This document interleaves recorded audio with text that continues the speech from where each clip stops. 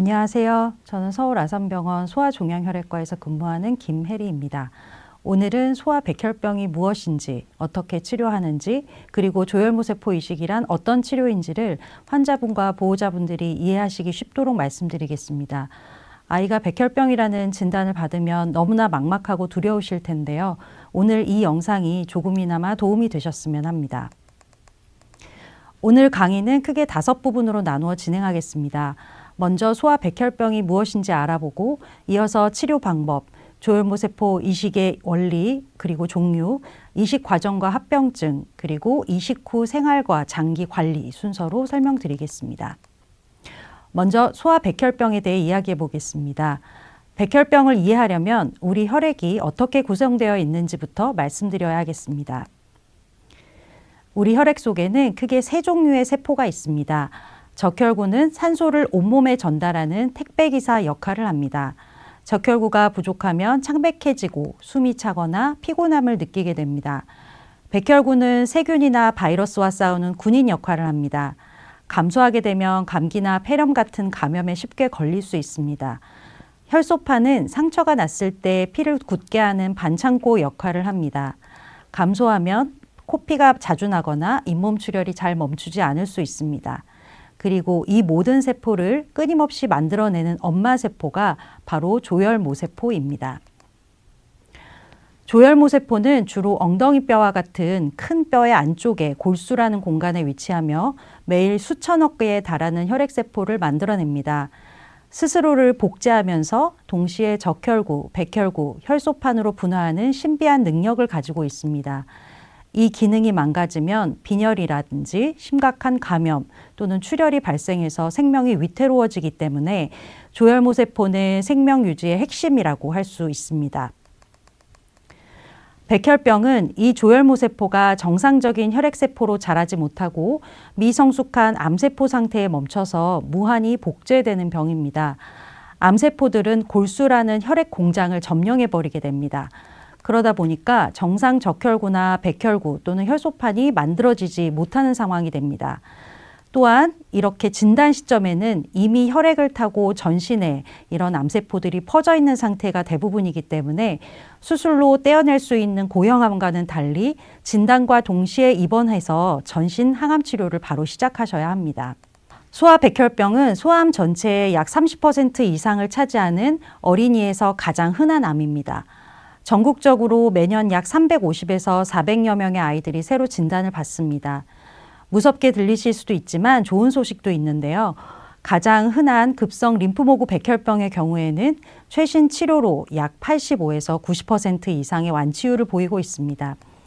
이것은 항암화합요법과 함께 여러 가지 부작용에 대한 지지치료의 향상 덕분입니다. 물론 같은 백혈병이라고 해서 종류나 염색체 또는 유전자의 이상 여부, 초기 항암 치료에 대한 반응들이 다 다르기 때문에 이런 것들이 완치율에 중요한 영향을 미치게 됩니다. 소아백혈병은 크게 4가지 진단으로 나눌 수가 있습니다. 가장 흔한 것은 급성 림프모구 백혈병, 즉 ALL이라고 불리는 것인데 전체의 약 70에서 80%를 차지하며 완치율도 가장 높습니다. 그 다음은 급성 골수성 백혈병, 영어로 AML이라고 하는데요. 약 15에서 20%를 차지하고 있습니다. ALL보다는 치료가 좀 더 어렵긴 하지만 그래도 완치율이 약 60에서 70%에 달하고 있습니다. 이외에 만성 골수성 백혈병, 즉 CML이라는 병은 소아에서는 드물고 다행인 것은 표적항암제들이 많이 나오고 있어서 특히 글리백이라든지 다사티닙이라는 약제로 치료가 가능합니다. 아주 드문 기타 희귀 백혈병 중에 JMM이라는 것이 있는데 주로 2세 미만 영유아에서 발생할 수 있고 조혈모세포 이식이 현재 가장 중요한 완치 방법이 되겠습니다. 같은 소아백혈병이라도 종류에 따라서 치료 방법이 이렇게 달라지기 때문에 정확한 진단이 정말 중요합니다. 부모님들께서 가장 많이 하시는 질문 중에 하나가 우리 아이가 왜 백혈병에 걸렸나요? 제가 뭘 잘못한 건가요? 이렇게 질문을 하시는 경우가 굉장히 많은데요. 결론부터 말씀드리면 대부분의 소아백혈병은 뚜렷한 원인이 없습니다. 양육 방식이라든지 뭐 식습관이라든지 환경과는 전혀 무관한 편이고 부모님께서 잘못하신 부분이 전혀 없다고 생각하시면 되겠습니다. 그렇지만 다운 증후군과 같은 뭐 특정 유전 질환이라던가 아주 방사선을 세게 치료를 받은 그런 과거력이 있는 이런 특수한 경우에는 위험이 높아지기도 하기 때문에 이런 부분이 알려져 있을 뿐입니다. 또한 전염되거나 유전되는 병은 전혀 아니기 때문에 형제 자매가 같은 병에 걸릴 확률은 매우 낮습니다. 윗부분은 안심하셔도 되겠습니다. 백혈병의 주요 증상은 앞서 소개드린 3가지 혈액세포가 감소하면서 나타날 수가 있습니다. 먼저 적혈구가 감소하게 되면은 창백해지고 심하게 피로해지면서 어지러움이 생기실 수 있습니다. 백혈구가 감소하게 되면 면역이 떨어지는 현상이 되기 때문에 열이 반복이 된다거나 감염이 잘 낫지 않아서 감기가 오래 가기도 합니다. 혈소판이 감소하게 되면은 멍이 쉽게 든다든지 코피나 잇몸 출혈이 잦아지는 증상이 생깁니다. 그 이외에도 뼈와 관절 통증이 생겨서 성장통으로 오해받는 경우도 많고 목이나 겨드랑이, 임파선이 커지기도 합니다. 이런 증상이 2주 이상 지속된다면 반드시 소아청소년과 전문의 진료를 받으시기 바랍니다. 백혈병 진단은 단계적으로 이루어지는데요. 우선 혈액 검사로 세포수가 이상이 있는지를 확인은 하고 이상이 있다면 골수 검사를 시행하게 됩니다. 골수 검사에서 채취한 세포로 면역학적 분류를 통해서 AML인지 ALL인지 또는 CML인지 이렇게 세부 분류를 하게 되고 마지막으로 염색체나 유전자 검사를 통해서 예후와 치료 방향을 최종적으로 결정해야 됩니다. 이렇게 정밀한 진단 과정이 가장 적합한 치료 방법을 선택하는 첫 번째 핵심 단계가 되겠습니다. 이제 백혈병 치료에 대해 말씀드리겠습니다. 항암 치료의 원리부터 최신 표적 치료 그리고 일상 관리까지 함께 살펴보겠습니다. 항암 치료의 핵심 원리는 빠르게 분열하는 세포를 죽이는 것입니다. 백혈병 세포는 정상 세포보다 훨씬 빠르게 분열하기 때문에 항암제의 주요 표적이 됩니다. 여러 약제를 함께 사용하는 병합 화학요법을 쓰는 이유는 단일 약제에는 암세포가 내성을 갖기 쉽지만 여러 약제를 함께 쓰면 이러한 내성을 막고 효과를 극대화할 수 있기 때문입니다. 치료의 최종 목표는 완전 관해를 이루는 것인데요. 완전 관해라는 것은 현미경으로 백혈병 세포가 보이지 않는 상태를 만들고 이것을 치료 끝날 때까지 유지하는 것입니다. 항암 치료 중에 구역질이나 감염 같은 부작용이 힘드실 수 있겠지만은 이는 항암제가 열심히 일하고 있다는 신호이기도 합니다. 의료진들이 부작용을 적극적으로 조절하면서 치료를 완주하도록 도울 것입니다. 소아 백혈병은 성인암처럼 1기, 2기, 3기 이렇게 나누지 않고 주로 위험군으로 분류합니다. 위험군 분류는 진단 시 나이, 초기 백혈구 수, 유전자 이상 여부, 그리고 치료 반응 등을 종합적으로 평가해서 결정하게 되는데요. 예를 들어서 급성 림프모구 백혈병 같은 경우에는 진단 시 백혈구 수와 진단 시 연령 그리고 암세포의 어떤 예후가 불량한 염색체나 유전자들이 있는지에 따라서 위험군이 분류되게 됩니다. 표준 위험군의 경우에는 완치율이 95%에 달하지만 고위험군이나 최고위험군 같은 경우에서는 더 강력한 치료가 필요한 상태입니다. 이런 위험군 분류가 치료 강도를 결정하는 가장 중요한 기준이 됩니다. 다만 이러한 유전자는 암세포에만 있는 것이기 때문에 완치된 이후에 환자의 몸에 남거나 후손에게 유전되지 않는다는 점이 주요합니다. 소아급성 림프구성 백혈병은 소아급성 림프모구 백혈병 또는 ALL로도 불립니다. ALL 치료는 크게 3단계로 이루어집니다.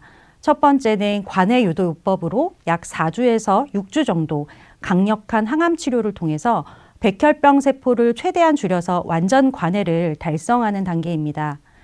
두 번째는 공고요법으로 6에서 8개월간 눈에 보이지 않는 자녀 암세포를 제거합니다. 세 번째는 유지요법으로 약 2에서 3년간 낮은 강도의 항암 치료를 지속해서 재발을 막게 됩니다. 일부 위험군이 높은 경우에는 이 과정에 조혈모세포 이식이 추가되기도 합니다. 최근에는 치료 과정 중에 MRD라고 하는 미세 잔존 병소 검사를 반복적으로 시행해서 치료 반응을 정밀하게 평가하고 강도를 조정하고 있습니다. 소아급성 골수성 백혈병, 즉 AML의 치료도 비슷한 단계로 이루어지지만 ALL과는 사용하는 항암제와 기간이 좀 차이가 있습니다. 안스라사이클린과 시타라빈이라는 항암제를 병합한 관해요법 이후에 고용량 시타라빈을 반복적으로 투여하는 공고요법이 주로 시행됩니다. 예후가 좋지 않은 고위험군에서는 첫 번째 완전 관해 시점에서 조혈모세포 이식이 권고되고 있습니다. 특이하게도 AML 중에서 AML M3, 즉 급성 전골수성 백혈병이라는 특수한 A형에서는 아트라라는 약제를 사용하면 일반 항암 치료보다 더 좋은 성적을 보이고 있습니다. 항암 치료 중에 가장 중요한 것은 역시 감염 예방입니다. 철저한 손 씻기와 마스크 착용, 그리고 사람이 많은 곳은 피하시는 것이 좋습니다. 구강 점막염 예방을 위해서 가글을 자주 하시고 부드러운 음식을 드시는 것이 좋습니다. 음식은 반드시 충분히 익힌 것을 드시고 날것이나 생채소는 피하시는 게 좋겠습니다. 오심이 심할 때는 억지로 드시기보다는 소량씩 자주 냄새가 강하지 않은 음식을 드시는 게 좋고요. 혈소판이 감소한 시기에는 심한 운동이나 낙상은 피하시고 코를 후비거나 귀를 파는 행동도 하지 않으시는 게 좋겠습니다. 이런 생활 수칙들이 좀 번거롭게 느껴지실 수 있지만 치료를 안전하게 완주하는 데 매우 중요하다고 하겠습니다. 미세 잔존병이라는 개념이 굉장히 중요한데요. MRD라는 것은 Minimal Residual Disease의 약자로 치료 후에 이제 겉으로 보기에는 완전 관해 상태인데도 몸 안에는 이렇게 빙산의 일각처럼 아주 극소수로 남아있는 백혈병 세포들이 있습니다. 이런 세포들은 아주 요즘에 최신 기술로 100만 개 중에 1개의 암세포도 감지할 수 있는 그런 방법으로 우리가 찾아낼 수가 있습니다. 그래서 이런 MRD 검사 결과가 만약에 양성이라면 재발 위험이 조금 높다는 신호가 될 수가 있기 때문에 그 결과를 보고서 치료 강도를 또 높이거나 조혈모세포 이식을 고려하기도 하고요. 만약에 MRD가 계속적으로 음성이면은 치료를 조금 감소하게 하여서 불필요한 독성을 피할 수도 있습니다. 이렇게 MRD는 각 환자에게 맞는 개인 맞춤 치료를 가능하게 하는 핵심 도구가 되고 있습니다. 기존 항암제가 정상세포도 함께 공격하는 것과 달리 표적치료제는 암세포만을 골라서 공격할 수 있도록 설계된 약입니다. 또한 면역치료제라는 것은 다양한 약제를 총칭하는 편이지만은 일반적으로 환자의 면역을 이용해서 항암 효과를 유도하는 약제를 의미합니다. 대표적으로 ALL에서 사용되는 세 가지를 간략하게 소개해드리면 먼저 블린사이토라는 약은 블리나투모밥이라는 성분명을 가지고 있는데 환자의 T세포가 암세포를 직접 공격하도록 연결하는 이중항체 제제입니다. 세포 표면에 CD19이라는 표지자가 양성인 B세포 ALL에서 재발이나 불응성 또는 앞서 소개해드린 MRD가 양성일 때 사용할 수 있습니다. 두 번째로 베스폰사라는 약은 이노투주맙이라는 성분명을 가지고 있는데 세포 표면에 CD22라는 것을 표적으로 해서 항암제를 직접 암세포 안으로 전달하는 약제가 되겠습니다. 재발 불응 환자에서 약 70%의 높은 치료 반응률을 보고되고 있습니다. 그 다음으로 킴리아라는 CAR-T 세포 치료는 환자의 T세포를 채취해서 유전자 조작을 한 다음에 암세포를 공격하도록 강화시킨 다음에 환자분에게 다시 주입하는 치료인데요. 현재 25세 이하의 재발 불응성 ALL 환자에서 사용하실 수 있습니다. CAR-T 치료를 좀 더 쉽게 설명해 드리겠습니다. 먼저 환자 자신의 T세포를 채취한 다음에 암세포를 탐지하는 특수 수용체를 달아서 강화된 면역세포로 개조하게 됩니다. 이 세포를 배양한 다음에 충분히 늘린 다음에 다시 환자에게 주입하는 과정을 거치는데 환자에게 주입된 이런 CAR-T 세포는 몸 안에서 암세포를 추적해서 선택적으로 파괴하는 효과를 발휘합니다. 이러한 CAR-T 세포의 성적은 매우 놀라운데요. 재발 불응성 BALL 환자에서 완전 관해율이 70에서 90%, 그리고 CAR-T 세포 투여 이후에 5년 장기 생존율이 50에서 60% 정도로 보고가 되고 있어서 이전에는 치료가 매우 어려웠던 환자들에게 획기적인 성적을 보이고 있습니다. 다만 CAR-T 세포 단독으로 완치되는 경우도 있지만은 요즘에는 효과를 좀 더 공고히 하기 위해서 CAR-T 이후에 조혈모세포 이식이 추가되기도 하고 있습니다. 다음으로 블리나투모밥이라는 면역치료에 대해서도 최근의 경향을 소개해 드리겠습니다. 최근 연구에서 재발한 환자뿐만이 아니라 표준위험군의 첫 번째, 즉 1차 치료에 블린사이토를 항암요법에 추가했을 때 이전처럼 항암 치료만 단독으로 받으신 환자분들에 비해서 부질환 생존율, 즉 재발하지 않고 완치되시는 그런 확률이 유의하게 개선이 되었음이 증명이 되었습니다. 그래서 이제는 이렇게 고위험 환자분이나 재발된 환자뿐만이 아니라 일부 진단 직후에 표준위험군 환자분의 초기 치료에도 블린사이토가 추가되는 방법으로 치료 패러다임이 바뀌고 있습니다. 항암 치료 중에 일상에 대해서도 간략하게 말씀드리겠습니다.